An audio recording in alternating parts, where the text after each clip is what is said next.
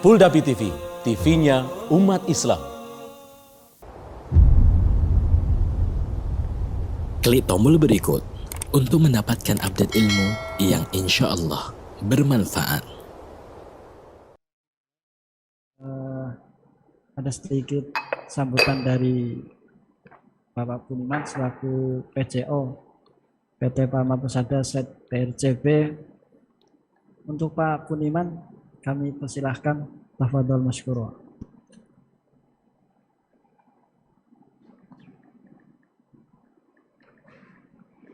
Baik, assalamualaikum warahmatullahi wabarakatuh. Waalaikumsalam warahmatullahi wabarakatuh. Alhamdulillah, puji syukur kita panjatkan kehadirat Allah Subhanahu wa taala atas nikmat yang diberikan kepada kita. Yang insya Allah malam hari ini kita dalam kondisi sehat walafiat. Terima kasih Ustadz Syafiq, terima kasih Pak Gun, Mas Sigit dan rekan-rekan DKM dan rekan-rekan dari YMP. Di sela-sela kesibukan kita masih diberikan kesempatan, diberikan waktu untuk menimba ilmu dari apa yang sehari-hari kita kerjakan. Ya, salah satu yang menjadi tugas kita bahwa dalam bekerja adalah recording in progress. Amanah, gitu ya. Dan menjalankan amanah itu insya Allah menjadi kewajiban kita sebagai umat Muslim. Ya, mudah-mudahan dengan materi yang akan disampaikan oleh Ustadz Syafiq nanti akan memberikan bekal pada kita semua, baik dalam kehidupan kita sehari-hari sebagai umat Muslim maupun kehidupan kita sebagai seorang pekerja. Mungkin itu yang saya sampaikan, kurang lebihnya mohon maaf. Akhirul kalam, wassalamualaikum warahmatullahi wabarakatuh. Waalaikumsalam warahmatullahi wabarakatuh. Baik, terima kasih pada Pak Buniman atas sambutan pada para jamaah. Sebelum acara kita dengarkan, ada beberapa yang perlu kami sampaikan pada para jamaah dan para rekan-rekan yang tergabung di meeting Zoom. Yang pertama, kajian pada malam hari ini insya Allah akan berlangsung selama kurang lebih 1,5 jam, yaitu dengan 2 sesi. Yang pertama, sesi pertama materi kajian, yang kedua adalah sesi tanya jawab. Adapun tema kajian pada malam hari ini yaitu umurmu digunakan untuk apa? Materi kajian pada malam hari ini insya Allah akan disampaikan oleh Ustadz kita, Ustadz Syafiq Riza Basalamah, yang alhamdulillah beliau sudah bergabung bersama kita di Zoom ini. Dan Ustadz dari Jember ya, beliau lulusan dari pesantren Al-Isyad Islamiyah Bondowoso, dari Libya Jakarta program D1, kemudian Batuluho, pada S1 beliau dari Fakultas Dakwah dan Usuluddin. Beliau menempuh sarjana sampai S3 yaitu jurusan dakwah dan fakultas di salah satu universitas Islam Madinah. Karya-karya beliau Masya Allah banyak sekali ya. Di antaranya ada buku yang judulnya Andai Aku Tidak Menikah Dengannya, dan masih banyak lagi karya-karya beliau yang bisa kita pelajari. Baik, untuk para rekan-rekan yang tergabung di Zoom meeting saat ini ya, untuk yang ingin bertanya di Zoom meeting, kami silakan lewat chat room, hanya lewat chat room tanpa mengaktifkan videonya atau audionya.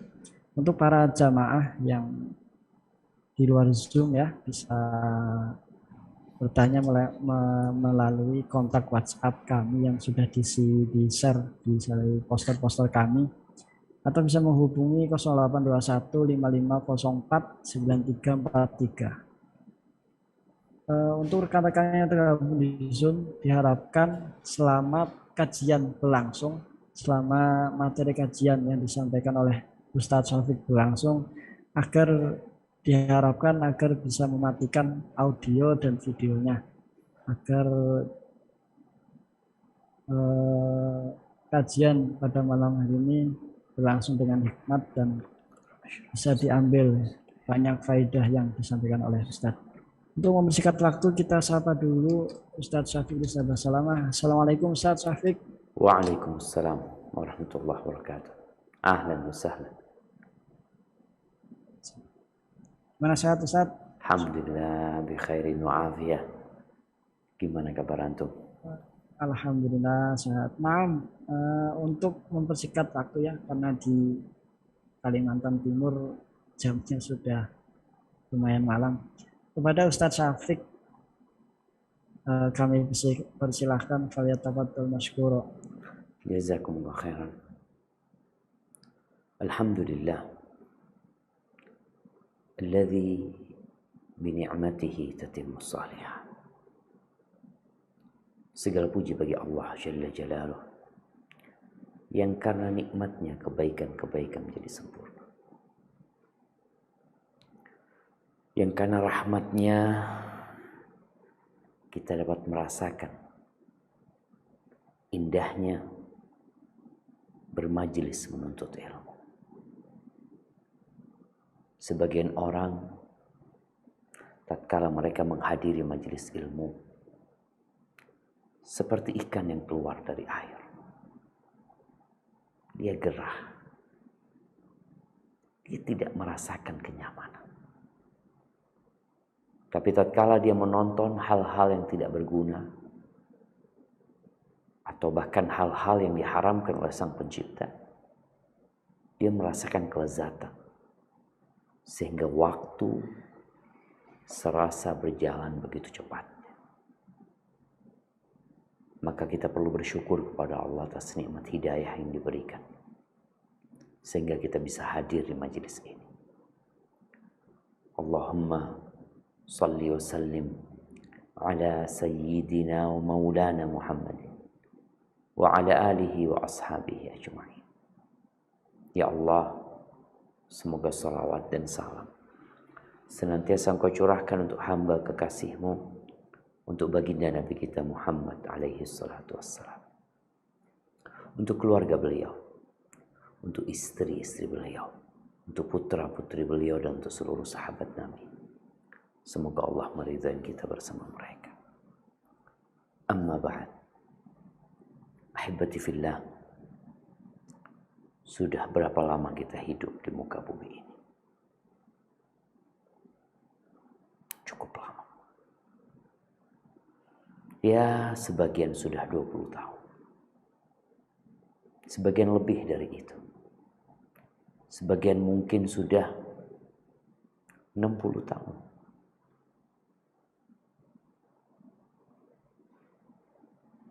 Cepat atau lambat waktu kita akan habis. Nanti, tatkala kiamat terjadi, manusia digiring kepada mahsyar. Lalu neraka jahanam dihadirkan. Allah Azza wa Jalla berfirman, "Waji'a yawma idzin bi jahannam. Yawma idzin yatadzakkarul insan wa anna lahu dzikra." Pada hari itu neraka jahanam akan dihadirkan. Dan Rasul SAW menjelaskan proses didatangkannya neraka jahanam, di mana dia memiliki 70.000 tali kekang. Bersama setiap tali kekang ada 70.000 malaikat yang menyeret. Dia meronta. Manusia melihat apa yang terjadi pada hari itu. Semuanya jadi ingat. Semuanya menyesal. Tapi apa guna penyesalan pada saat itu? Yaqulu ya laitani qaddamtu li hayati. Dia akan mengatakan, alangkah baiknya kiranya aku dahulu mengerjakan amal soleh untuk hidupku ini. Untuk hidup yang sebenarnya. Penyesalan ini tidak hanya dirasakan oleh para pelaku dosa, orang-orang Islam, orang-orang soleh yang ahli ibadah pun akan menyesal. Kenapa? Kenapa ketika dia hidup, kenapa umur dia, kok dia tidak tambahkan amal kebajikan di dalam? Kalau mungkin dahulu dia sholat sunnah dalam sehari semalam hanya 6 rakaat, dia menyesal kenapa aku nggak tambahin. Kalau dulu sholat malam dia hanya 3 rakaat, dia menyesal kenapa aku tidak tambahin. Kalau dulu tiap hari dia hanya membaca Al-Quranul Karim 1 hari 1 lembar, dia juga akan menyesal kenapa kok tidak aku tambahin. Apalagi para pelaku dosa, mereka akan menyesal karena ternyata umur mereka tidak memanfaatkannya dengan optimal. Mereka hanya memikirkan kehidupan dunia dan tidak memikirkan kehidupan yang sebenarnya. Dan di surat Al-Munafiqun ayat 10 sampai 11, bagaimana Allah Jalla Jalaluhu menceritakan tentang kondisi orang tatkala malaikat pencabut nyawa itu datang. Apa yang dia inginkan? Nah, silahkan dibaca di surat Al-Munafiqun ayat 10 dan 11. Bismillah. Assalamualaikum warahmatullahi wabarakatuh. Bismillahirrahmanirrahim. Wa anfiqu mimma razaqnakum min qabli an ya'tiya ahadakumul maut fayaqula rabbi laula akhartani ila ajalin qarib fa'asaddaqa wa akum minas salihin walan yuakhirallahu nafsan idza jaa ajaluha wallahu khabirum bima ta'malun. Dan belanjakanlah sebagian dari apa yang telah kami berikan kepadamu sebelum datang kematian kepada salah seorang di antara kamu. Lalu ia berkata, ya Rabbku, mengapa engkau tidak menangguhkan kematianku sampai waktu yang dekat, yang menyebabkan aku dapat bersedekah dan aku termasuk orang yang soleh. Dan Allah sekali-kali tidak akan menangguhkan kematian seseorang apabila telah datang waktu kematiannya. Dan Allah Maha mengenal apa yang kamu kerjakan. Barakallahu fiik. Kemana aja nih orang? Kenapa tatkala ajal datang menjemput dia, dia baru mengatakan, laula akhartani ila ajalin qarib. Dia minta tambahan umur sedikit. Minta tambahan umur sedikit. Untuk apa? Untuk bersedekah. Lu terus selama ini engkau ada di mana? Apa yang kau kerjakan?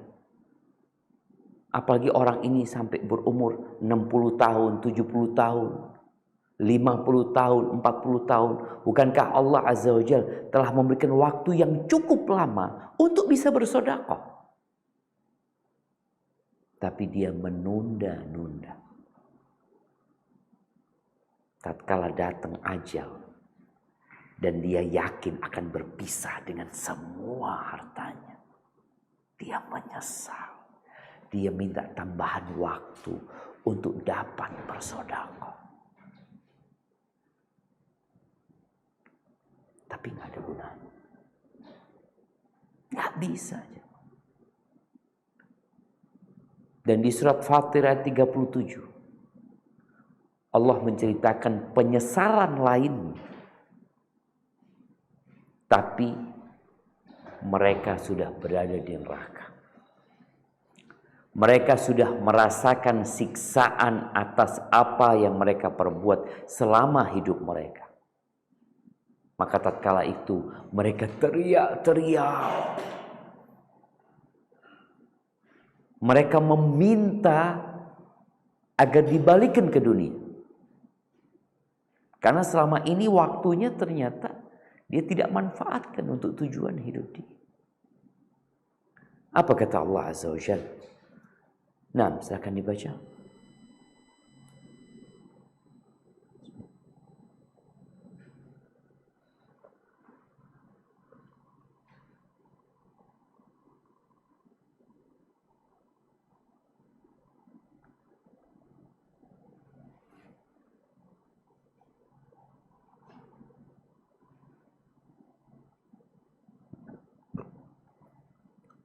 Tafadhal.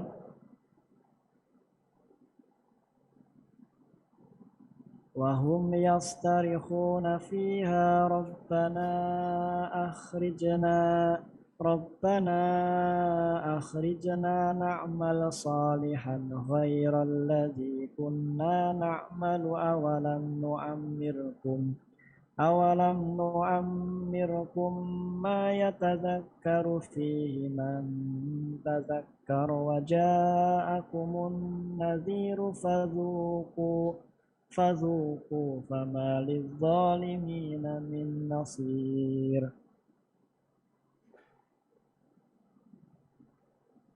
Dan mereka berteriak di dalam neraka itu, ya Tuhan kami, keluarkan kami, niscaya kami akan mengerjakan amal yang soleh.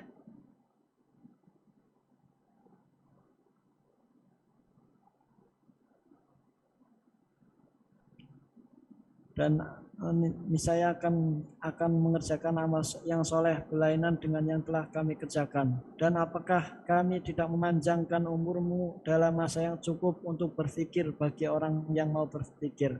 Dan apakah tidak datang kepada kamu pemberi peringatan? Maka rasakanlah azab kami, dan tidak ada bagi orang-orang yang zalim seorang penolong pun. Ya, hibati fillah. Mereka teriak-teriak. Mereka meminta agar diberi kesempatan yang lainnya. Mereka ingin berubah. Mereka ingin memanfaatkan waktu mereka dalam ketaatan kepada Sang Pencipta. Tapi apa yang dikatakan kepada mereka? Awalam nu'ammirkum. Bukankah kami sudah kasih waktu sama kalian? Kami kasih umur sama kalian. Kalian gunakan untuk apa? Ahibati fillah, waktu kita di muka bumi ini terbatas. Terbatas dengan batasan yang kita nggak tahu juga kapan akan datang. Kapan akan berakhir. Hanya Nabi SAW memberikan penjelasan bahwa a'maru ummati, umur umatku itu antara 60 sampai 70 tahun. Sedikit yang lewat dari itu.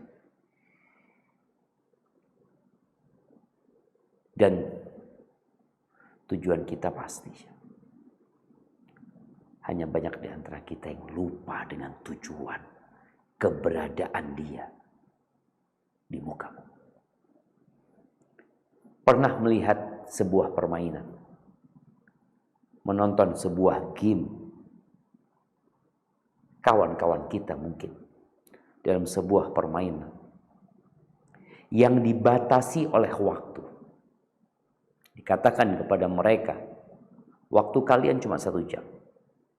Dalam 1 jam, kalian harus mengumpulkan poin sebanyak-banyak. Kira-kira kita melihat ada yang santai dalam permainan itu. Ada yang tiduran dalam permainan itu. Kita akan melihat semuanya serius. Semuanya bersungguh-sungguh. Semuanya bekerja keras.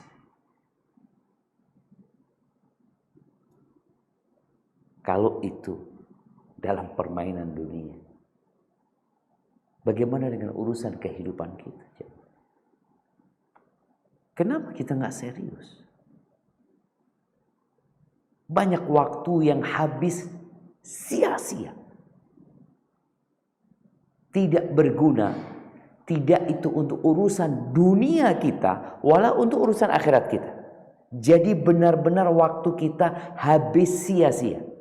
Orang yang bekerja untuk urusan dunia, dia dapat fulus.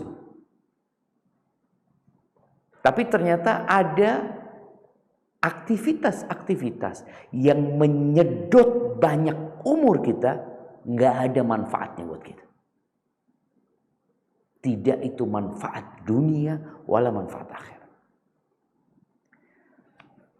Kenapa kita diciptakan? Sebuah pertanyaan yang sebenarnya sangat mendasar. Kenapa kita diciptakan?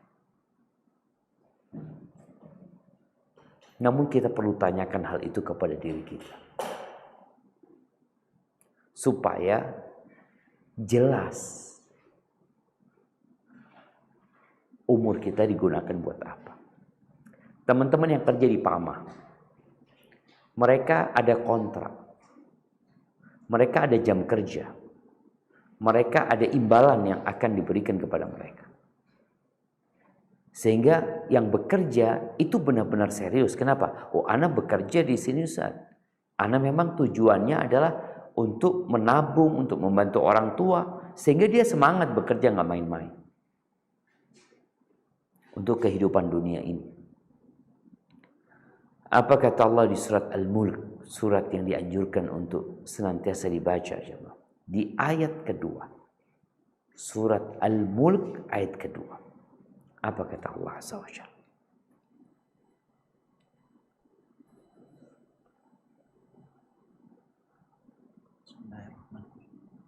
الذي خلق الموت والحياة ليبلوكم أيكم أحسن عملا وهو العزيز الغفور الذي خلق 7 سماوات طباقا ما ترى في خلق الرحمن من تفاوت فارجع البصر هل ترى من فطور. Barakallahu fikum. Yang menjadikan mati dan hidup supaya dia menguji kamu. Siapa di antara kamu yang lebih baik amalnya? Dan dia maha perkasa lagi maha pengampun. Yang telah menciptakan 7 lapis, 7 langit berlapis-lapis. Kamu sekali-kali tidak melihat pada ciptaan Tuhan yang maha pemurah sesuatu yang tidak seimbang, maka lihatlah berulang-ulang. Adakah kamu melihat sesuatu yang tidak seimbang? Barakallahu fiik. Allah menciptakan kematian dan kehidupan untuk menguji siapa di antara kita yang paling baik amalan. Itu tujuan hidup. Bukan siapa yang paling kaya, bukan siapa yang paling sukses, bukan siapa yang paling cerdas, yang paling pandai, bukan. Bukan siapa yang paling banyak pengikutnya, paling banyak followernya. Tapi untuk menguji siapa di antara kita yang paling baik amalannya. Di ayat yang lainnya Allah mengatakan, "Wa ma khalaqtul jinna wal insa illa liya'budun." Tidaklah aku ciptakan bangsa jin dan manusia kecuali untuk mengabdi kepada aku, beribadah kepada aku. Itu tujuan. Tapi banyak di antara kita terlena sehingga lupa dengan tujuan. Dia nggak sampai ke tempat tujuan. Ketika seorang dalam perjalanan dikatakan tujuanmu itu adalah Pontianak, jalan darat. Ada orang yang menikmati perjalanan, berhenti, nginep, berjalan-jalan. Padahal udah disampaikan waktu kita terbatas. Harus segera sampai ke Pontianak. Maka ada orang-orang yang gak pernah nyampai kepada tujuan hidup. Itu mengabdi kepada Allah SWT. Ahibati fillah. Modal hidup manusia itu umur. Bukan harta. Kita melihat orang-orang yang umurnya habis, Walaupun hartanya berlimpah ruah, walaupun jabatannya masih ada, masa jabatan dia itu tinggal 3 tahun. Kekayaan dia itu 30 miliar. Tapi dia mati. Ya, waktunya udah habis. Game over. Selesai. Makanya bicara waktu. Allah Azza wa Jalla seringkali bersumpah demi waktu ini. Karena ini modal hidup. Jangan sampai kita terlena. Allah mengatakan wal asri innal insana lafi khusr. Demi masa, demi waktu asar, sesungguhnya manusia benar-benar berada dalam kerugian. Allah Azza wa Jalla bersumpah demi waktu duha. Wadduha wal-laili idza saja. Allah bersumpah demi waktu fajar, wal fajri walayalin ashr. Semua ini menunjukkan atas pentingnya masa, pentingnya waktu. Harta, kalau kita kehilangan harta, kita bisa cari itu harta. Bahkan kita bisa dapat yang lebih banyak mungkin dari yang hilang. Tapi kalau engkau kehilangan waktumu, di mana engkau akan cari waktu? Ni'matani, kata Nabi SAW. Dalam hadis riwayatkan Imam Bukhari, ada 2 nikmat. Maghbunun fihima katsirun minan nas. Banyak manusia yang tertipu dengan 2 nikmat ini. Bagaimana dikatakan dia tertipu? Orang itu dikatakan tertipu kalau dia membeli sesuatu yang murah dengan harga yang mahal. Barang yang 1 juta dia bayarin 10 juta, dia tertipu. Barang yang KW dia bayarin dengan harga asli, dia tertipu. Dan banyak manusia tertipu dengan 2 nikmat. Apa nikmat itu? As-sihhatu wal faragh. Kata Nabi SAW, 2 nikmat itu adalah sehat dan waktu luang, waktu kosong. Sebagian kita sibuk, bekerja. Ketika engkau punya waktu luang, ketika engkau sedang istirahat, engkau gunakan untuk apa?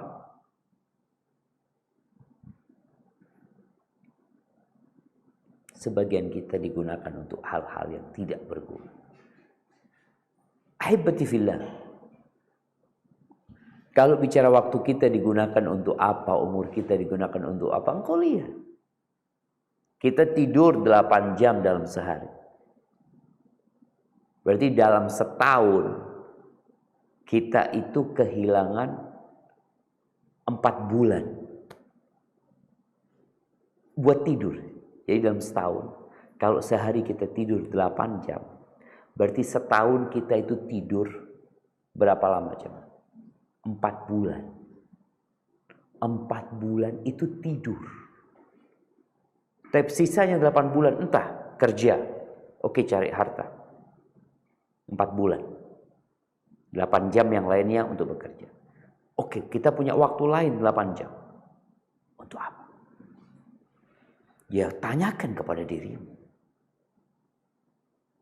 Sebagian kita tatkala punya waktu luang dia gunakan untuk main game, untuk nonton, untuk ngobrol.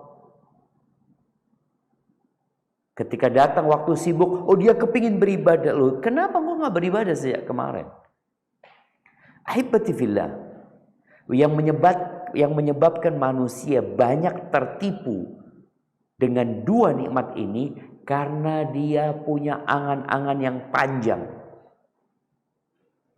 Dia berpikir, masih ada waktu, masih ini dan itu, sehingga dia terus terpedaya dengan angan-angannya, tahu-tahu waktunya habis. Di surat Al-Hijr ayat 2 dan 3, Allah Jalla Jalaluh menyebutkan bagaimana kondisi orang-orang kafir.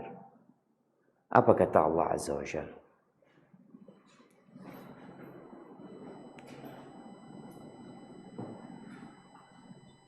ربما يود الذين كفروا لو كانوا مسلمين ذرهم يأكلوا ويتمتعوا ويلههم الأمل فسوف يعلمون. Orang-orang yang kafir itu seringkali nanti di akhirat menginginkan kiranya mereka dahulu di dunia menjadi orang-orang muslim. Biarkanlah mereka di dunia ini makan dan bersenang-senang dan dilalaikan oleh angan-angan kosong, maka kelak mereka akan mengetahui akibat perbuatan mereka. Barakallahu fiik. Allah gambarkan bagaimana penyesalan orang-orang kafir. Terus penyesalan itu.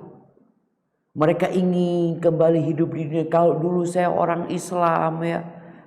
Keinginan itu terus terjadi jemaah. Tapi nggak ada gunanya. Maka Allah katakan, "Dzarhum," biarkan mereka makan, wisata kuliner, bersenang-senang, hiburan sini, hiburan sana, liburan sini, liburan sana, wa yulhihimul amal, dan mereka tertipu dengan angan-angan kosong mereka. Kita melihat orang yang paling kaya mati jemaah. Orang yang paling sukses mati. Orang yang paling kuat mati. Orang yang paling berkuasa mati. Dan mereka semua punya angan-angan yang panjang. Tapi kematian memutuskan semua angan-angan itu.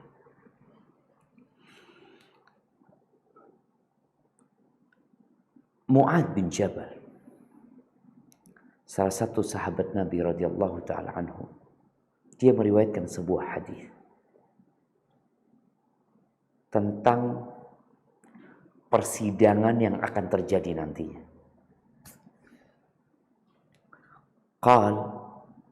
Qala Rasulullah sallallahu alaihi wasallam. Telah bersabda Rasulullah sallallahu alaihi wasallam. Apa sabdanya? La tazulu qadama 'abdin yaumal qiyamah hatta yus'ala an arba.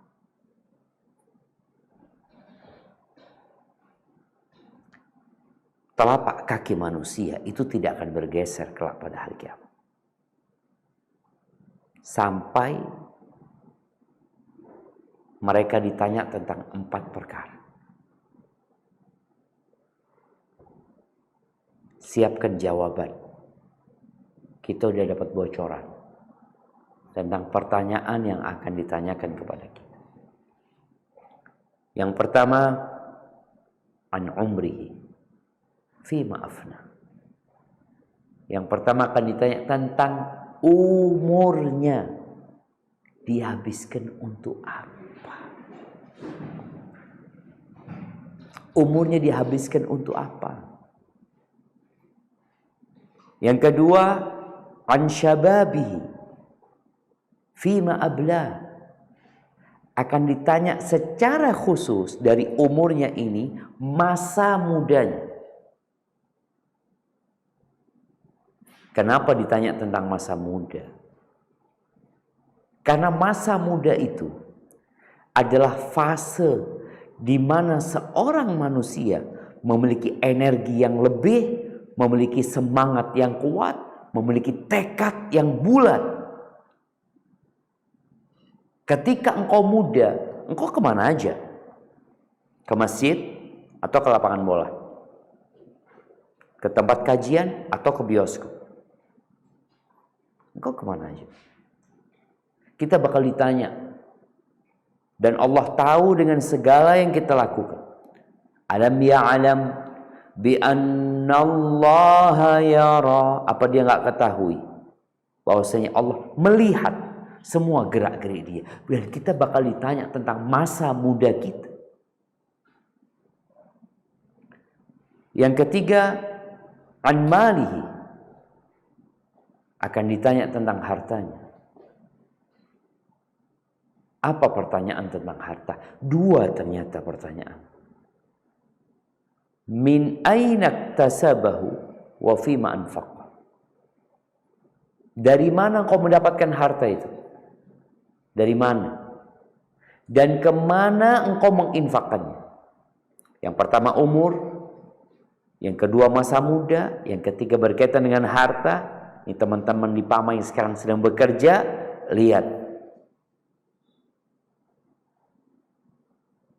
engkau dapat duit itu dari mana dan kemana engkau infak. Kemudian yang keempat, an ilmihi madza amila bih, tentang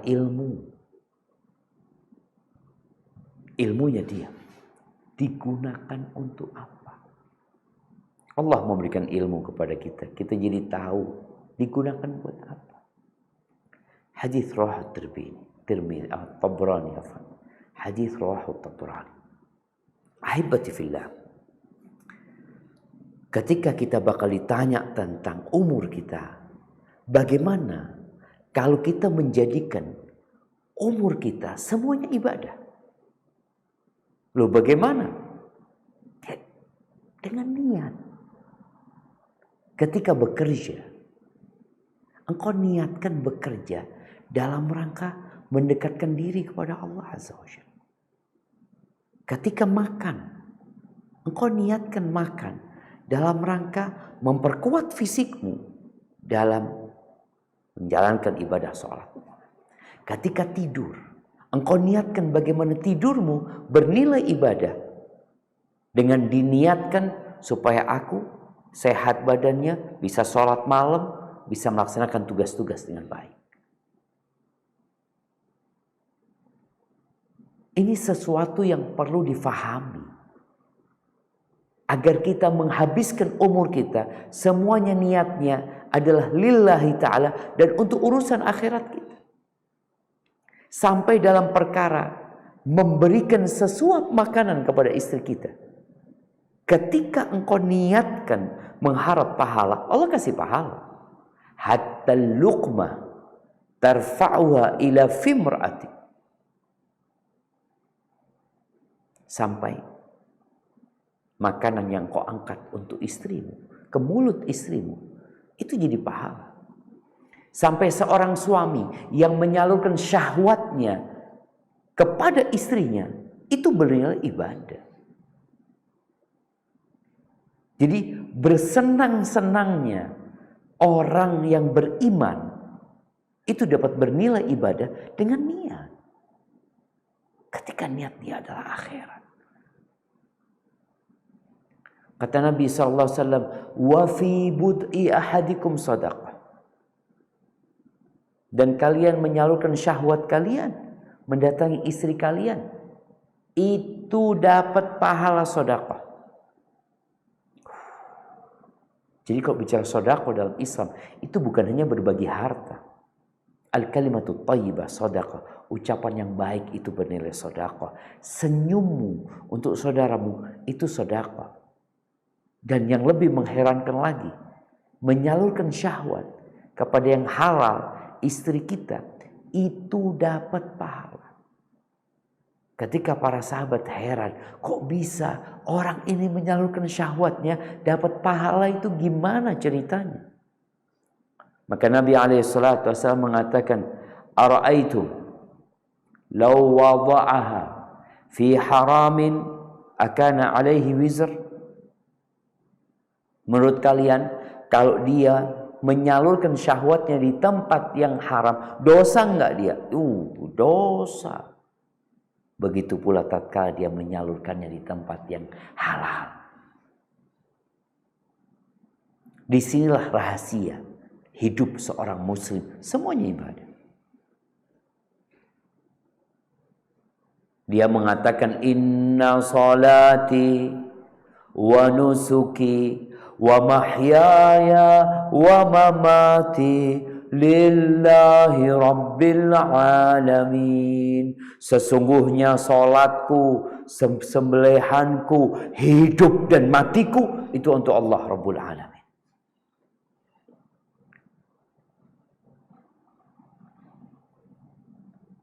Orang yang memahami hakikat kehidupan ini, maka dia akan hidup siap menghadapi panggilan Allah Azza wa Jalla. Bagaimana Nabi SAW pernah memegang pundaknya Abdullah bin Umar bin Khattab sambil mengatakan, kun fid dunya ka'annaka gharibun aw abiru sabil. Hiduplah di dunia seperti orang asing, atau lebih tepatnya seperti orang yang sedang transit, yang selalu barangnya siap, selalu waspada. Karena apa? Karena Anda mau berjalan, Anda mau melanjutkan perjalanan, Anda nggak mau tinggal di sini. Dan inilah yang harus diyakini oleh setiap muslim, bahwa kita hidup di dunia ini bukan untuk selama-lamanya. Kita bakal mati. Kita hanya menyeberangi dunia ini menuju kepada kehidupan yang kekal dan abadi. Ahibati fillah. Di samping itu, kita perlu mengkhususkan waktu-waktu luang kita dengan beribadah. Secara khusus. Seperti memperbanyak sholat, membaca Al-Quranul Karim, berzikir, beristighfar, bersilaturahim, melakukan semua amal kebajikan. Sholat berjamaah di masjid, qobliyah, ba'diyah. Mungkin sebagian kita akan mengatakan, ya Allah, kita sibuk Ustaz, kita punya banyak pekerjaan. Ahibati fillah, sesibuk apapun, kalau kita meniatkan lillahi ta'ala, engkau akan punya waktu. Ketika Allah mensifatin orang-orang yang sukses, siapa mereka? Rijalun la tulhihim tijaratun wala bay'un an dzikrillah wa iqamis salah wa ita'iz zakah. Mereka adalah laki-laki yang bisnis mereka, yang usaha mereka, yang perdagangan mereka tidak membuat mereka lupa, lalai dari mengingat Allah, dari menegakkan salat, dari membayar zakat. Ya khafun yauman tataqallabu fihi alqulub wal absar. Mereka takut dengan adanya hari dibangkitkannya manusia, di mana mata terbelalak, hati tergoncangkan. Nabi kita Muhammad alaihissalatu wassalam lebih sibuk mana beliau sama diri. Beliau pemimpin umat Islam, beliau komandan perang, beliau punya istri 9. Belum ngurusin umat dengan berbagai macam problematikanya. Ternyata beliau bisa memanfaatkan semua waktunya untuk mengabdi kepada Allah Azza wa Jalla.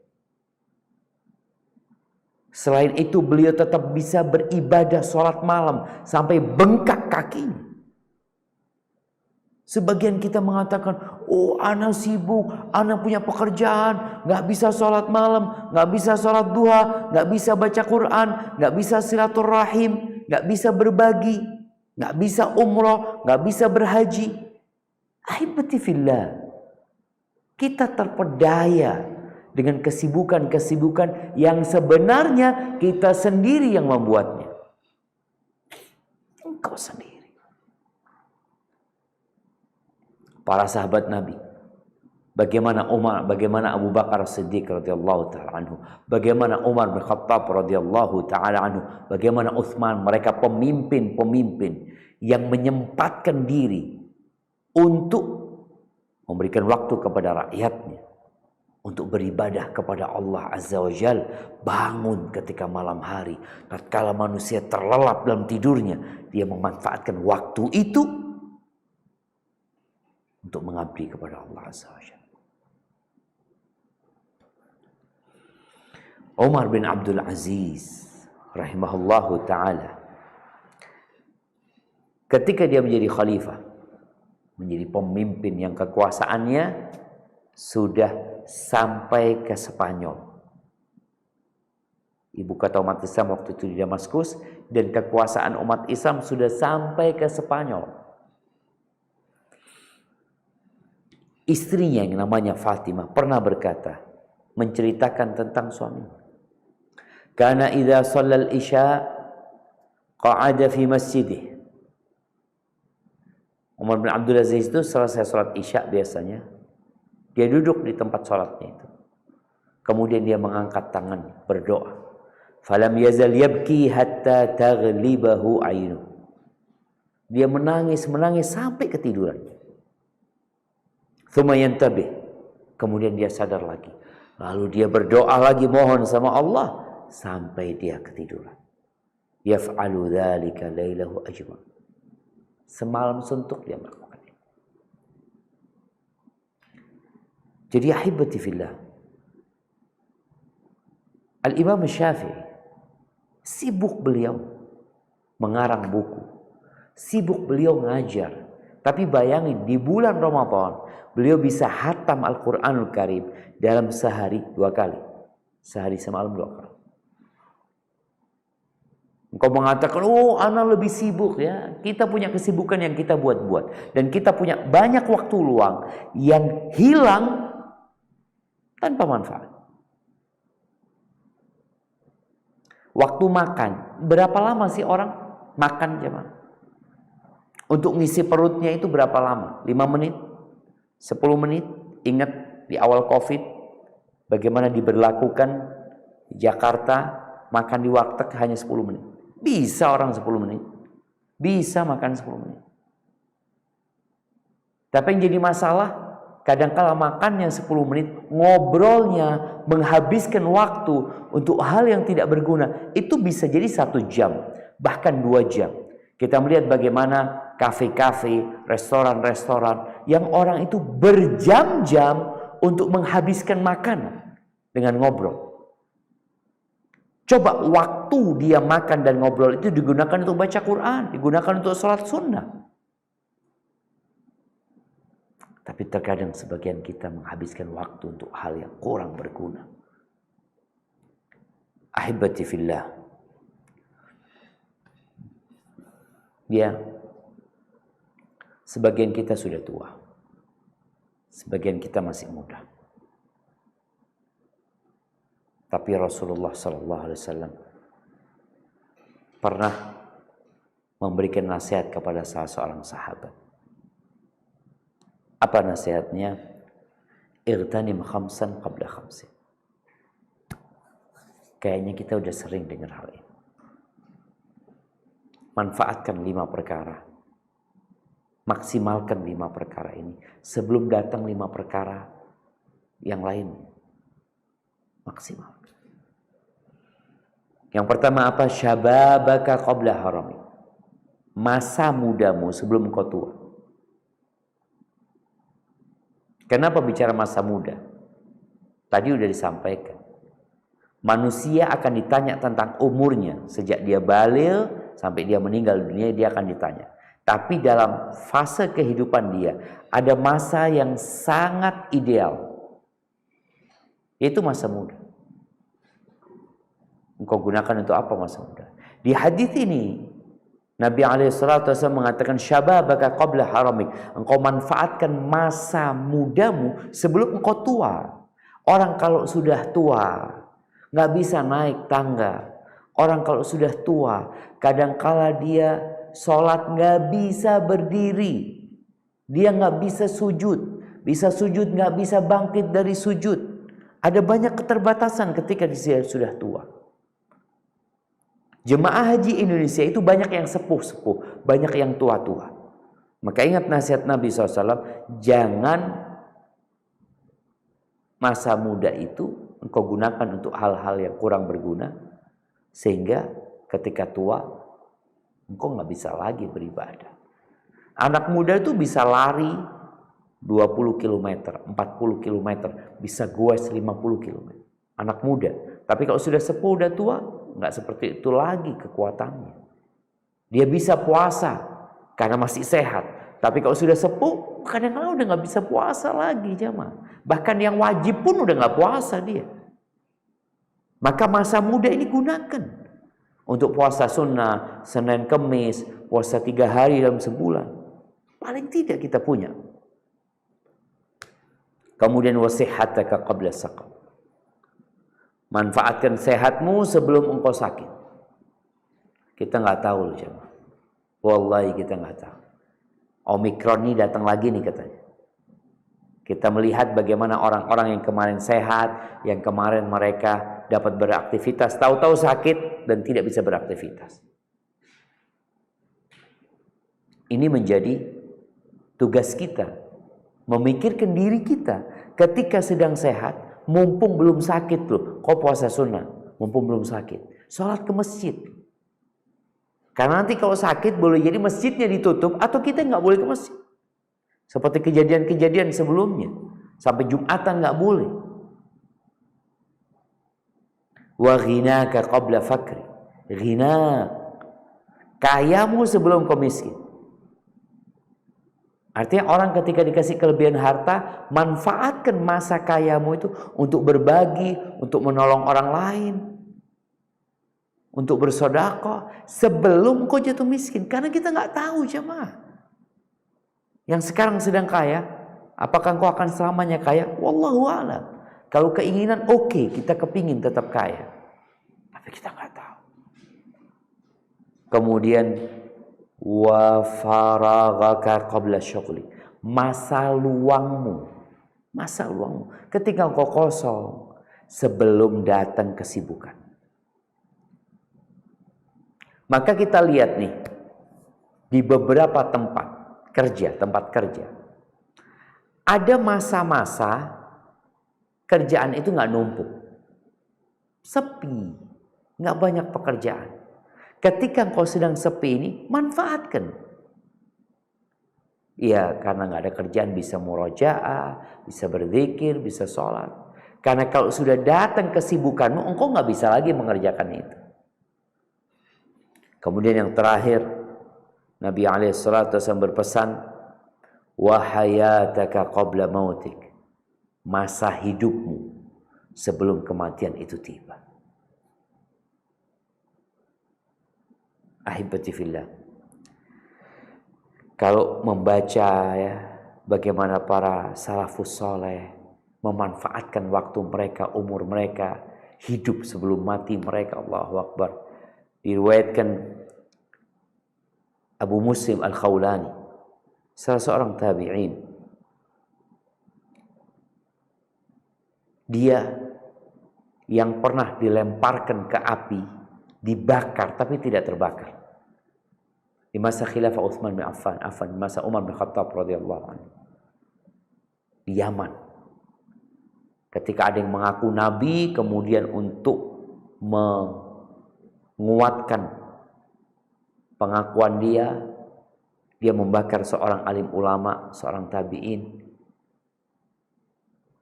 yang menentang dia. Ternyata dia nggak, mastata'tu an azida fi amali. Aku nggak bisa nambah amalan lagi. Ya udah, amalanku kayak gini. Artinya waktunya full untuk ibadah. Tadi udah disampaikan bagaimana seorang muslim menjadikan semua waktunya beribadah, tidurnya pun dalam rangka mendekatkan diri kepada Allah, makannya pun dalam rangka mendekatkan diri kepada Allah Azza wa Jalla. Mansur bin Mu'tamir, kalau dikatakan kepada dia, malaikat pencabut nyawa ada di pintu nih. Maka indahu ziyadah fil amal. Dia nggak bisa nambah amalan. Tapi kita, kalau dikatakan, dokter mengatakan, menvonis, engkau 3 hari lagi mati udah. Allah, kita akan sholat, kita akan memanfaatkan waktu kita, nggak ada yang sia-sia. Kenapa? Karena bentar lagi aku akan mati, waktu aku tinggal sedikit. Ini Mansur bin Mu'tamir, kalau dikatakan malaikat maut ada di pintu, dia nggak akan bisa menambah amalannya. Disebutkan di antara amalan Mansur ini jamaah, dia biasa melakukan sholat sunnah sejak waktu duha, sejak matahari terbit itu sampai ke sholat asar. Sholat lagi. Kemudian dia duduk bertasbih sampai maghrib, mengingat Allah Azza wa Jalla. Dan masih banyak lah cerita-cerita tentang bagaimana mereka memanfaatkan waktu mereka. Yang jelas ahibati fillah, jangan berdalih sibuk. Semua orang sibuk. Contoh bagaimana Nabi SAW dalam kesibukannya ngurusin umat, ngurusin istri-istrinya. Beliau tetap bisa beribadah dengan maksimal. Beliau sholat sampai bengkak kakinya. Maka nggak ada alasan bagi kita untuk mengatakan sibuk. Ketika engkau sibuk, jadikan kesibukanmu, jadikan pekerjaanmu bernilai ibadah. Dengan apa? Dengan niat tadi. Orang kalau bekerja dalam rangka memberikan nafkah kepada orang tuanya, kepada istrinya, anak-anaknya, atau sekadar untuk kecukupan dirinya, fahuwa fi sabilillah. Tapi kalau dia bekerja dalam rangka pamer, riaan, wa mufakharatan, berbangga-banggaan, fahuwa fi sabilis syaitan. Maka dia berada di jalan syaitan. Barakallahu fiik. Itu mungkin yang dapat ana sampaikan pada kesempatan kali ini. Semoga dapat memotivasi kita untuk menghabiskan waktu kita untuk hal-hal yang berguna dan bermanfaat. Ingat kita berada di bulan Rajab. Setelah Rajab itu bulan Sya'ban. Setelah Sya'ban itu Ramadan. Hari-hari ini adalah hari mempersiapkan diri untuk menyambut Ramadan. Semoga Allah Jalla Jalaluhu memberikan berkah kepada kita di waktu kita dan memberikan semangat kepada kita untuk bertekad memanfaatkan waktu kita dalam ketaatan kepada Allah Azza wa Jalla. Baik, ana kembalikan ke moderator. Jazakumullah khair. Insyaallah barakallahu fiik Ustaz Syafiq. Telah disampaikan, semoga kita dapat mengambil banyak pelajaran untuk senantiasa bertakwa kepada Allah dalam menjalani hidup di dunia ini ya. Untuk sesi kedua itu pertanyaan.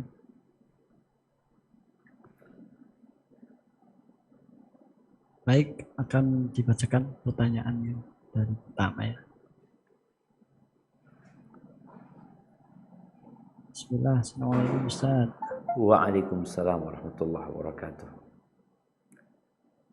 Dirga dari Pama MTBU. Assalamualaikum Ustaz. Semoga Ustaz dan keluarga serta tim SRP selalu dalam limpahan rahmat dan lindungan Allah. Semoga Allah jaga Ustaz dan keluarga semuanya. Ustaz, anak tanya, jika kita sholat duha di waktu aktif kerja, apakah kita harus izin dahulu dengan atasan karena waktu kerja kita pakai atau tidak perlu? Karena waktu kerja kita? Karena waktu kerja kita, karena waktu kerja yang kita pakai atau tidak perlu, pertanyaan. Oke. Apakah kita harus izin dahulu dengan atasan karena waktu kerja kita pakai atau tidak perlu? Gitu, Ustaz. Masya Allah, barakallahu fikum. Iya, ahibati fillah. Al-muslimun ala syurutihim. Orang-orang Islam itu tergantung kesepakatan di antara mereka. Kalau ada hal-hal yang diperbolehkan ketika masa kerja itu, boleh istirahat, boleh ngobrol ya, boleh ngopi ini dan itu. Artinya selama pekerjaan itu dilaksanakan dengan benar, target tercapai dan pihak perusahaan membolehkan hal itu, maka nggak perlu izin gitu. Ini harus menjadi perhatian. Karena memang ada yang waktunya full bekerja gitu. Dia nggak bisa ninggalkan. Tapi ada waktunya yang memang luang, santai. Maka lebih baik ditanyakan kepada perusahaan atau sudah maklum gitu loh. Enggak, perusahaan kita nggak ada masalah sih. Kalau sekedar sholat duha 2 rakaat lalu balik nggak ada masalah. Yang penting jangan lama-lama umpamanya seperti itu. Karena memang orang beriman itu harus amanah ya. Ketika ada persyaratan kerja dari jam sekian sampai jam sekian, kalau dapat gaji dari jam sekian sampai jam sekian, ya jangan sampai kita makan gaji bodong gitu. Kita nggak kerja, kita sholat, kita baca Quran, kita dapat gaji. Tapi kalau memang dapat izin dari pihak yang mempekerjakan kita, maka insya Allah aman, nggak ada masalah. Barakallahu fikum. Nah, selanjutnya dari Hafri, distrik KPC. topik di awal tadi sempat dibahas masalah sedekah. Bahkan orang yang sudah dimatikan pun meminta kepada Allah agar dihidupkan kembali untuk bersedekah. Yang mau saya tanyakan Ustadz, seberapa wajibnya bersedekah bagi orang yang memiliki hutang? Hutangnya ini memang benar-benar buat biaya hidup atau dan tidak bukan untuk gaya hidup. Terima kasih. Masya Allah. Barakallahu fikum. Masya Allah jemaah. Ya, ini beliau mengingatkan kepada kita. Beliau berhutang bukan untuk gaya hidup tapi untuk kebutuhan hidup. Karena kita hidup di masa orang dia tertipu dengan penampilan, dengan gaya hidupnya yang terkadang menyebabkan dia hidup merana, tersiksa gara-gara memikirkan gaya hidup dia. Hutangnya riba yang sampai menyebabkan kadangkala rumahnya disita, kendaraannya disita. Tapi kembali kepada pertanyaan, kalau bicara sedekah, ya, sedekah itu nggak harus orang kaya. Rasul sallallahu alaihi wasallam mengatakan ittaqin nar walau bisyiqqi tamrah. Selamatkan dirimu dari api neraka walaupun hanya sekedar dengan setengah butir kurma. Artinya kita bisa sedekah walaupun dengan sesuatu yang tidak banyak. Namun bagaimana kalau orang ini punya utang? Bolehkah dia bersedekah dalam kondisi dia punya utang? Maka dia harus lihat. Apabila utangnya sudah jatuh tempo, maka dia lebih wajib melunasi hutangnya daripada bersedekah. Kalau sudah jatuh tempo. Tapi kalau utangnya memang enggak usah, utang ini memang anak bayar setahun, ya udah, nggak ada masalah engkau sedekah. Bicara tentang berapa banyak dia bersedekah, maka sesuai dengan kemampuan.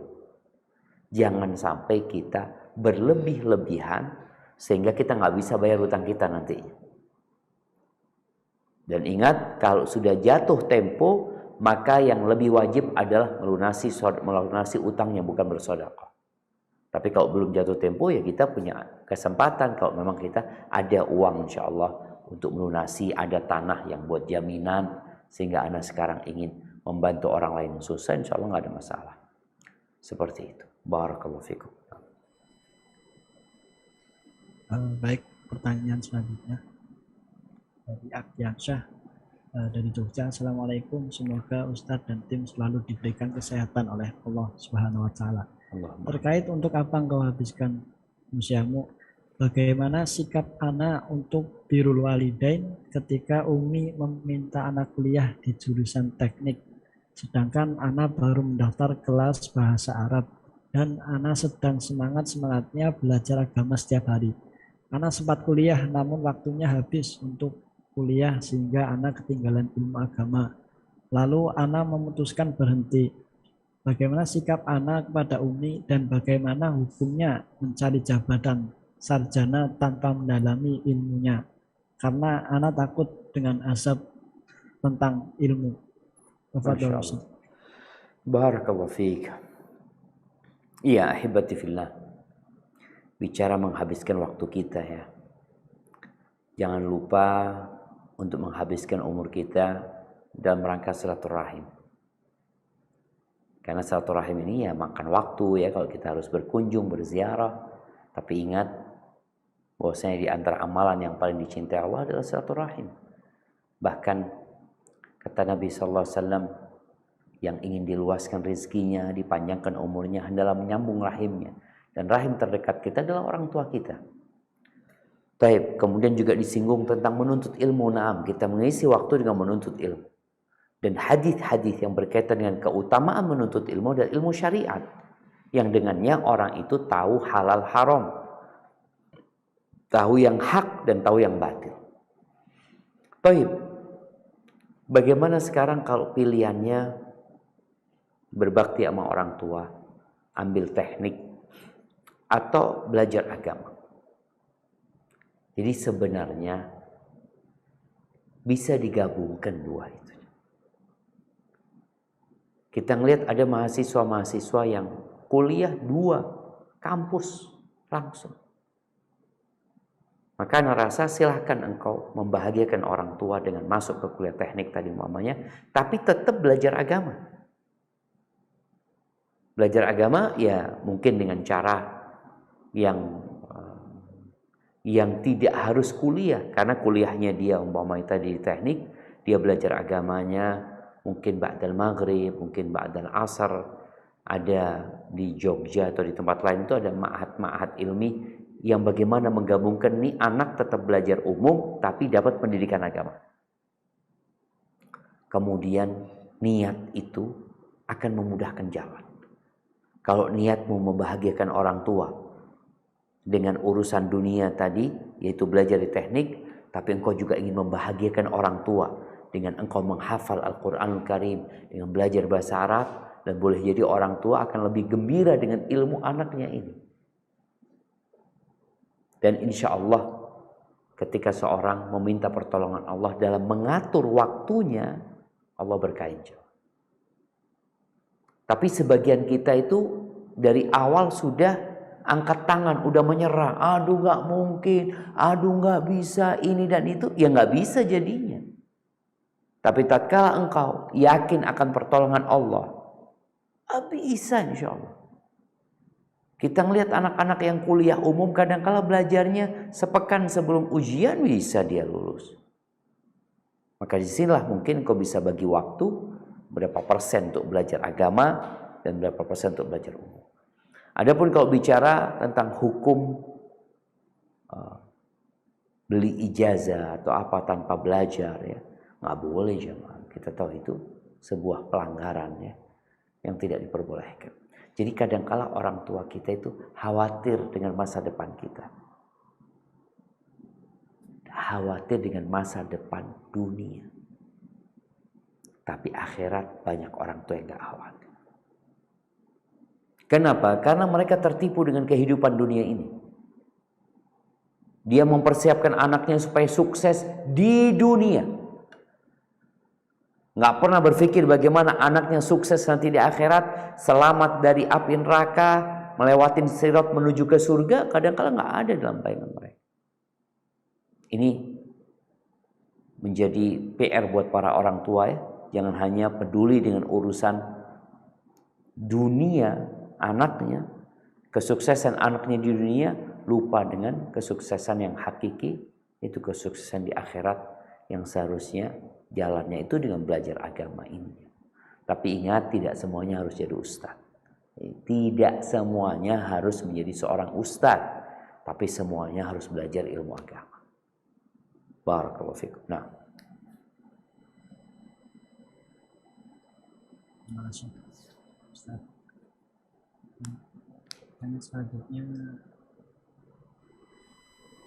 Assalamualaikum Ustaz, semoga Allah meridhoi antum dimanapun Ustaz berada. amin. Yang pertama, apakah ketika si anak memberikan uang dari hasil kerja dari tempat riba ke orang tua, apakah si anak akan dituntut oleh orang tua di hari kiamat nanti dan dihabiskan pahala si anak tersebut? Dan pertanyaan kedua, kita tahu kasus corona di Indonesia sedang naik, apakah boleh laki-laki tidak sholat berjamaah di masjid karena khawatir terkena corona, mengingat saya meninggal, om saya meninggal karena corona. Terima kasih. Masya Allah, barakallahu fiik. Ya, ahibati fillah, berkaitan dengan orang yang kerja riba. Apakah ketika uang itu diberikan kepada orang lain jadi halal untuk orang yang menerimanya? Ini ada perselisihan di antara para ulama, tapi yang sahih halal buat orang yang menerimanya. Haram buat yang mendapat dari hasilnya, tapi orang itu menerima apabila dengan akad yang halal maka jadi halal. Seperti orang bekerja di tempat riba, lalu dia beli barang sama anak, dia beli baju sama anak. Boleh nggak anak terima ambil duitnya? Boleh. Anak mengambil duit itu sebagai alat tukar ya, untuk apa yang dia beli. Ketika orang ini makan di warung, boleh nggak kita terima uangnya? Boleh. Begitu pula ketika orang tua, iya, nafkah buat orang tua umpamanya dari anak yang kerja di tempat yang haram tadi, di bank umpamanya, maka insya Allah buat orang tuanya halal. Tapi buat anaknya tetap haram. Karena ada perubahan akad ya. Dari anak kepada orang tua, dia sedang memberikan nafkah. Kalau bicara apakah akan dituntut, ya di sini bisa jadi anak yang dituntut sama orang tua yang menuntut anak. Anak menuntut orang tua, kadang-kadang orang tua nggak pernah ngasih tahu gitu, nggak pernah ngajarin sama anaknya. Ini orang tua bisa dituntut sama anaknya, karena dia membiarkan anaknya berbuat dosa dan tidak memberikan arahan kepada anaknya. Ahibati fillah, kemudian kalau pertanyaan kedua berkaitan dengan COVID-19 yang lagi merebak ini ya. Apakah kita kembali sholat di rumah, tidak ke masjid ya. Tergantung kondisinya jamaah. Jadi anak lihat ya semoga COVID ini segera pergi ya. Dan kondisi sekarang yang paling banyak itu kalau nggak salah di DKI Jakarta dan Jabar gitu. Daerah lain mungkin nggak ada. Jadi jangan sampai gara-gara tahu paman kita meninggal dunia karena COVID, lalu kita hidup dalam kekhawatiran yang nyambung. Padahal itu kemarin meninggalnya gara-gara Delta gitu ya, umpamanya ada virus varian Delta, sekarang ada Omikron.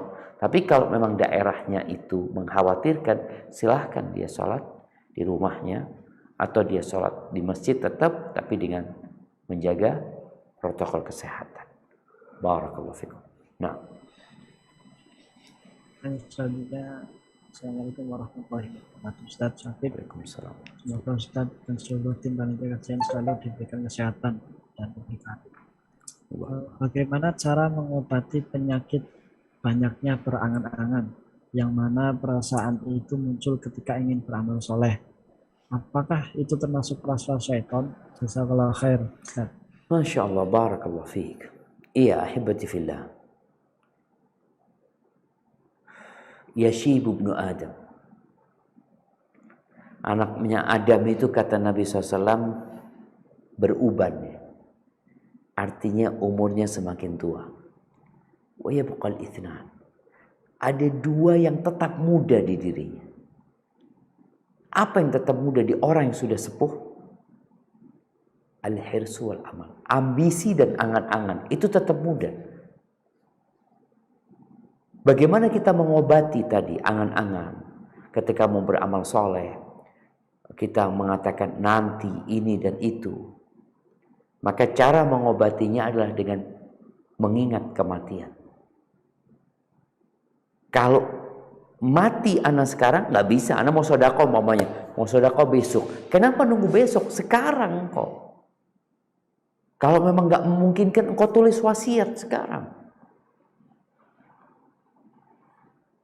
Karena kita nggak tahu kapan mati. Maka nih obat untuk berangan-angan pendek itu adalah dengan mengingat kematian. Rasulullah SAW mengatakan, "Aktsiru dzikra hadhimil ladzat." Perbanyak mengingat pemutus kelezatan. Apa? Itu kematian.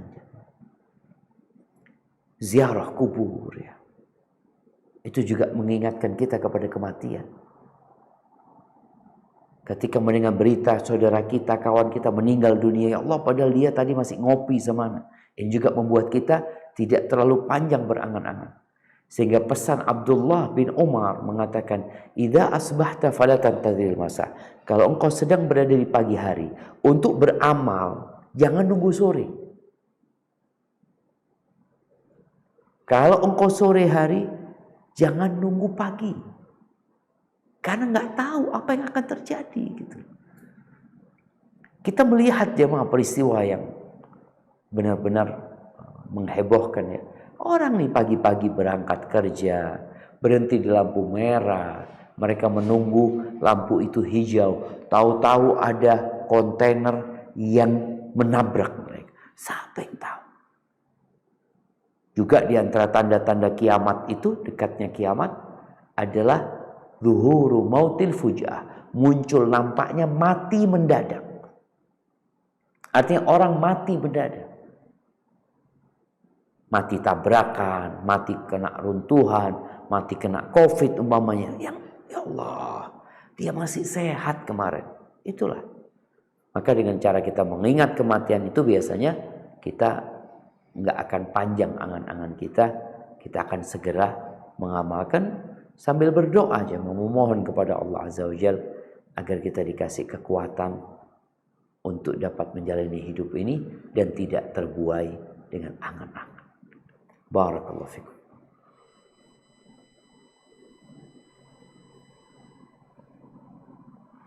Pertanyaan selanjutnya dari Bukar. Bismillah, Assalamualaikum Ustaz. Waalaikumsalam. Akhir-akhir ini Ana selalu diliputi rasa takut dengan kematian. Bisa dikatakan terlambat dalam belajar dan hijrah. Karena di masa muda Ana banyak bekerja untuk anak-anak sampai saat ini. Waktu Ana hanya Ana isi dengan belajar dan belajar agama, membaca Al-Quran walau masih terbata-bata. Kadang Ana menangis sendiri Ustaz. Sendiri karena sekarang Ana tidak bisa lagi berbagi. Bagaimana Ana menyikapi keadaan saat ini? Mohon pencerahannya Ustaz. Jazakumullah khair. Masya Allah. Na'am, barakallahu fiik. Ahibati fillah. Kita harus sadar bahwa kita hidup di dunia. Kita punya kewajiban memberikan nafkah kepada keluarga kita. Dan tadi kita sudah sampaikan bahwasanya sampai sesuap makanan yang kita berikan kepada istri kita itu jadi pahala ketika kita berharap kepada Allah Azza wa Jalla. Adapun bicara tentang bagaimana menggabungkan tadi, kalau kita waktunya dihabiskan untuk belajar, nggak ada masalah. Teruslah engkau belajar. Karena derajat seseorang di surga nantinya itu adalah dengan ilmu yang dia miliki. Tapi jangan sampai menelantarkan orang-orang yang jadi tanggung jawabnya. Dan niatkan ketika bekerja pun dalam rangka memberikan nafkah kepada mereka. Jadi membaca Al-Quranul Karim, kalau dikatakan membaca Al-Quranul Karim masih terbata-bata, alhamdulillah, terus engkau baca, terus belajar. Dan ingat, dengan setiap huruf yang kau baca ada 10 kebaikan. Dan ketika seorang membaca dengan terbata-bata tapi dia semangat, itu akan menjadikan dia memiliki 2 pahala. Tapi jangan sampai menelantarkan kewajiban kita. Dan memang jemaah, kita itu disuruh beramal sebelum datang kefakiran. Karena orang kalau sudah butuh uang, butuh untuk biaya anak-anak ini dan itu, kadang-kala dia susah waktunya gitu. Masih stres, kemudian membagi waktunya susah. Maka buat yang bertanya, ingat, niatkan bekerja pun dalam rangka beribadah kepada Allah Azza wa Jalla. Dan ya, jangan lupa untuk memberikan nafkah yang menjadi kewajiban kita. Jangan sampai gara-gara menuntut ilmu yang sunnah umpamanya. Jadi menuntut ilmu ini ada yang wajib ya. Yang wajib itu yang kita butuhkan. Tapi yang lewat dari situ ingin mendalami lebih dalam lagi itu jadi sunnah. Jangan sampai kita melakukan yang sunnah tapi menelantarkan yang jadi kewajiban dan tanggung jawab kita. Hada wallahu a'lam. Pertanyaan terakhir karena sudah malam. Bismillah, Assalamualaikum warahmatullahi wabarakatuh. Waalaikumsalam warahmatullahi Ustaz, Ana ingin bertanya. Qadarullah, saya terkena penyakit autoimun yang mana imun tubuh ini menyerang badan kita sendiri. Padahal Allah telah memberikan tubuh kita untuk bekerja sesuai fitrahnya. Namun yang terjadi malah sebaliknya. Menurut dokter, penyakit ini tidak bisa sembuh dan akan dibawa sampai mati. Kebanyakan yang terkena penyakit ini memang cenderung susah hamil. Namun qadarullah, sebelum saya terkena sakit ini, saya dianugerahi seorang anak tanpa direncanakan. Lalu sebelum divonis sakit ini, qadarullah 1 bulan sebelumnya saya baru saja menyelesaikan proses menyusui anak selama 2 tahun. Yang ingin saya tanyakan pertama, kira-kira bagaimana pendapat Ustadz terkait adanya penyakit yang bertentangan dengan fitrah Allah menciptakan tubuh ini? Kedua, lalu bagaimana agar saya kuat menerima takdir Allah? karena penyakit ini akan menjadi penyakit menahun secara medis, Ustaz. Yang ketiga, jika saya bersabar, bisakah saya masuk surga tanpa hisab, Ustaz? Masya Allah. Tafadhol masykurah, Ustaz. Masya Allah. Barakallahu fiik. Barakallahu fiik. Subhanallah jamaah. Labas tahur insyaAllah. Yang pertama, Allah Azza wa Jal berbuat apa yang Allah kehendaki. Allah menciptakan manusia sempurna. Tapi terkadang ada ciptaan Allah yang Allah ciptakan cacat. Cacat. Tidak seperti yang lainnya. Disinilah ujiannya. Ahibati fillah. Kita diciptakan bukan untuk bersenang-senang di muka bumi. Jadi kalau tadi dikatakan bagaimana kok bisa Allah menciptakan sesuatu yang bertentangan dengan fitrahnya, Allah mau itu gitu. Dan tujuannya liyabluwakum ayyukum ahsanu amala, untuk menguji siapa di antara kalian yang paling baik amalnya. Walanabluwannakum bisyai'in minal khauf, kata Allah, kami akan menguji kalian dengan sedikit rasa takut, walju, kelaparan, wa naqsin minal amwali wal anfusi wath thamarat, kehilangan orang-orang yang dicintai, kekurangan harta. Wabasyiris sabirin, berikan kabar gembira kepada orang-orang yang sabar. Jadi Allah hendak menguji engkau sabar apa tidak. Dan kalau bicara orang yang sabar itu akan dapat pahala yang tanpa perhitungan. Innama yuwaffas sabiruna ajrahum bighairi hisab. Allah boleh jadi ingin memberikan kepadamu derajat yang tinggi di surga yang amalanmu nggak cukup. Maka disebutkan dalam sebuah hadis, idza sabaqat lil abdi manzilatun indallah, apabila Allah telah menetapkan sebuah kedudukan bagi seorang hamba di surga yang tidak dapat dia sampai ke derajat itu. Apalagi kalau dikatakan sama dokter, ini akan dibawa mati, ketahuilah Allah itu ala kulli syai'in qadir. Dokter secara medis mengatakan itu. Tapi Allah bisa menyembuhkan engkau kalau Allah mau. Maka berusahalah untuk bersabar menerima ujian ini. Banyak-banyak membaca la haula wala quwata illa billah. Terus berbaik sangka sama Allah. Berbaik sangka sama Allah. Dan engkau melihat Allah memberikan kepadamu anak, ya. Masya Allah. Engkau melihat ada orang-orang yang gak punya anak. Ada orang-orang yang kasih penyakit ini yang lebih parah dari dirimu. Maka lihatlah kepada yang di bawah. Jangan melihat kepada yang di atas. Dalam sebuah hadis Nabi SAW mengatakan, yubtala rajul ala qadri imani. Orang itu dikasih bala sesuai dengan kadar keimanannya. Kalau keimanannya kuat, Allah tambah balanya. Ringan diringankan balanya. Tapi intinya ada orang-orang yang dikasih bala sampai mati. Wala yazalul bala'u bimri'in. Allah kasih bala nih orang terus-terusan sampai dia berjalan di muka bumi ini gak punya dosa.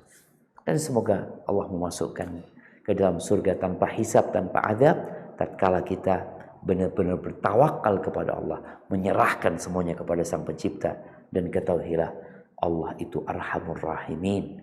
Allah itu lebih sayang sama kita daripada semua yang menyayangi di muka bumi ini. Barakallahu fiik, itu mungkin yang dapat Ana sampaikan. Ana kembalikan ke moderator. Jazakumullah khair. Kalau Ustaz yang telah menyampaikan nasihat pada malam hari ini, untuk para penanya, para jamaah yang bertanya namun belum bisa dijawab oleh Ustaz, kami ucapkan mohon maaf ya, karena kita terbatas oleh waktu. Sebelum ditutup kajian pada malam hari ini, kami persilakan untuk Ustaz disampaikan kesimpulan kajian pada malam hari ini. Tafadhol masykur Ustaz. Masya Allah, barakallahu fiik. Naam ahibati fillah. Ingat bahwasanya ada malaikat yang mencatat, yang mengawasin kita. Kalau bicara waktu kita habiskan buat apa? Kadang-kala kita sendiri lupa. dengan waktu kita selama 1 bulan kemarin, bulan Ramadan tahun lalu, mungkin 3 tahun yang lalu, kita lupa gitu. Waktu kita digunakan buat apa? Tapi ingat, ada malaikat kiraman katibin ya'lamuna ma taf'alun. Malaikat yang mulia yang mencatat apa yang dikerjakan sama kita. Maka kita perlu sering-sering bermuhasabah, menghisap diri kita. Paling tidak sebelum tidur lah. Mungkin menghisap yang lama-lama kita lupa, tapi hari ini coba engkau lihat dari pagi tadi sampai saat ini. Waktumu engkau gunakan buat apa? Berapa ayat Quran yang kita baca? Berapa bacaan la ilaha illallah yang kita baca? Berapa sholawat yang kita baca? Kemudian sodako enggak ana hari ini ya? Sholat duha enggak ana hari ini ya? Engkau tanyakan kepada dirimu. Semoga dengan cara seperti itu, perlahan-lahan kita bisa lebih memaksimalkan waktu kita dalam mengabdi kepada Allah Azza wa Jalla.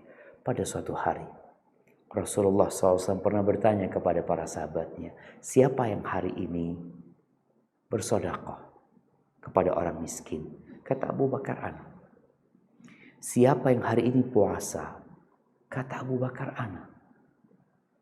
Siapa yang hari ini yang membesuk orang sakit? Kata Abu Bakar, ana. Siapa yang hari ini mengantarkan jenazah ke kuburan? Kata Abu Bakar, ana. Bayangin jangan. Artinya bisa mengumpulkan amalan itu dalam sehari.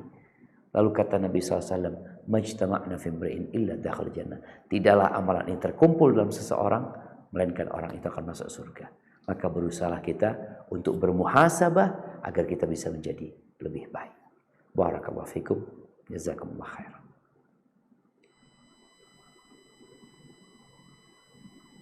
Insyaallah. Sangat banyak nasihat yang diberikan oleh Ustadz. Semoga apa yang disampaikan oleh Ustadz pada malam hari ini bisa menjadikan kita lebih bertakwa, lebih rajin menjalankan amalan soleh untuk bekal akhirat kita, karena sebaik-baik bekal yaitu bekal takwa. Sebelum kita akhiri kajian pada malam hari ini, kita tutup kajian dengan doa kafaratul majlis. Subhanallahumma wa bihamdika asyhadu an la ilaha illa anta astaghfiruka wa atubu ilaik. Terima kasih, jazakallahu khair. Wassalamualaikum warahmatullahi wabarakatuh. Klik tombol berikut untuk mendapatkan update ilmu yang insya Allah bermanfaat.